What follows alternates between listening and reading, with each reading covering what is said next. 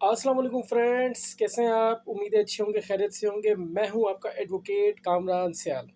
क्या आप समझते हैं कि लोन वापस ना देने पर सिर्फ फ़ोन आते हैं? नहीं, कानूनी एक्शन भी होता है। अगर आप बैंक से कर्ज़ा लेकर वापस नहीं करते, तो बैंक पहले आपको रिटन नोटिस भेजता है। वापस ना देने पर बैंकिंग कोर्ट में रिकवरी सूट फाइल करता है, जहां से डिक्री मिलने के बाद आपका माल, गाड़ी, प्रॉपर्टी जब्त हो सकती है। सैलरी या बैंक अकाउंट फ्रीज हो सकता है। अगर आपने चेक दिया हो तो सेक्शन 489F पीपीसी भी लग सकती है, जिसमें 3 साल तक की जेल हो सकती है।